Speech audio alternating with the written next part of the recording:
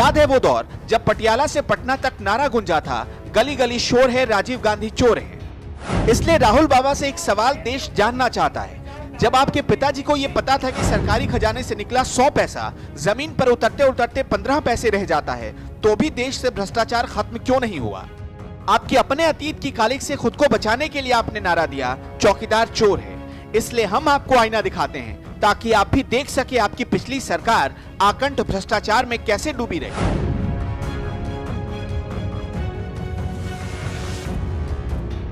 आजादी के बाद सबसे पहला घोटाला हुआ जीप खरीद घोटाला।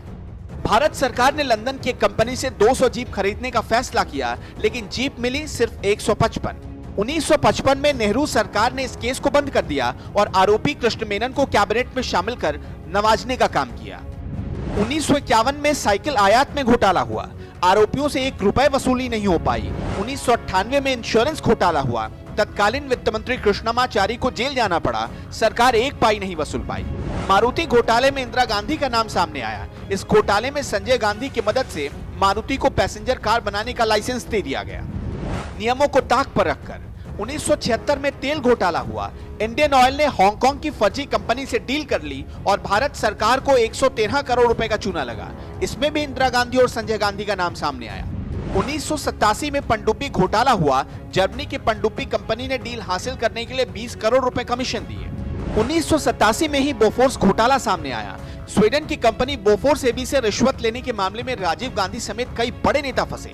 इसमें राजीव गांधी पर हॉवित्जर तोपों की बोली के बदले 64 करोड़ रुपए रिश्वत खाने का आरोप लगा।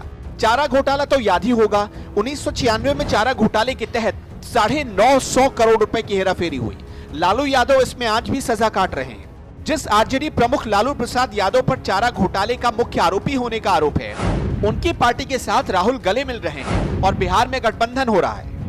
2009 में झारखंड के मुख्यमंत्री मधु कोड़ा को 4000 करोड़ रुपए की मनी लॉन्ड्रिंग का दोषी पाया गया। मधु कोड़ा कांग्रेस के सहयोग से तब सरकार चला रहे थे। मधु कोड़ा की संपत्ति में होटल्स, 3 कंपनियां, कोलकाता में प्रॉपर्टी, थाईलैंड में एक होटल और लाइबेरिया में कोयले की खदान शामिल थी। इसके अलावा नेशनल गेम्स में घोटाला, कॉमनवेल्थ खेलों में घोटाला, खनन घोटाला, अगस्ता वेस्टलैंड की डील में कमीशन खोरी, 2G घोटाला, फहरिस्त बहुत लंबी है। अब राहुल बाबा जरा अपनी पुरानी सरकार की निष्ठा और ईमानदारी पर भी गौर करिएगा। बोफोर्स घोटाला 64 करोड़ रुपए का था। इसमें मामला 22 जनवरी 1990 को दर्ज हुआ और अभी तक किसी को सजा नहीं मिल पाई, न ही 1 रुपए की वसूली हो पाई है। पनडुब्बी घोटाला 32 करोड़ रुपए का था। मामला दर्ज हुआ 5 मार्च 1990 को। किसी को ना तो सजा मिली और ना ही 1 रुपए की वसूली हुई। एयरबस घोटाला था 120 करोड़ रुपए का। 3 मार्च 1990 को ही मामला दर्ज हुआ, किसी को अब तक सजा नहीं मिल पाई। चारा घोटाला था 950 करोड़ रुपए का। लालू यादव जेल में हैं, एक अधिकारी को सजा हुई, वसूली नहीं हो पाई है और कांग्रेस बिहार में लालू यादव की पार्टी आरजेडी के साथ गठबंधन में है। दूरसंचार में घोटाला हुआ 1200 करोड़ रुपए का। इसमें कांग्रेस सरकार के दूरसंचार मंत्री सुखराम आरोपी थे। 1996 में मामला दर्ज हुआ, अभी तक गुनहगार को सजा नहीं मिल पाई। आपकी सरकारों ने किसानों को मिलने वाली यूरिया में भी घोटाला किया, वो भी 133 करोड़ रुपए का। 26 मई 1996 को मामला दर्ज हुआ। इसमें पूर्व प्रधानमंत्री नरसिम्हा राव के करीबी रामाकृष्णन पर पैसे लेने का आरोप लगा, लेकिन अभी तक 1 रुपए की वसूली नहीं हो पाई। तो अगली बार किसी भी चुनावी रैली में चौकीदार को चोर कहने से पहले देखिए कि अगर आप एक उंगली किसी पर उठाते हैं तो बाकी की 4 उंगलियां आपकी तरफ इशारा करती हैं। अगर नैतिकता का थोड़ा भी अंश आप में बचा हो तो आपको चौकीदार को चोर कहने का हक नहीं। अगर आप फिर भी कह सकते हैं तो पहले खुद के परिवार को भी चोर कहिए।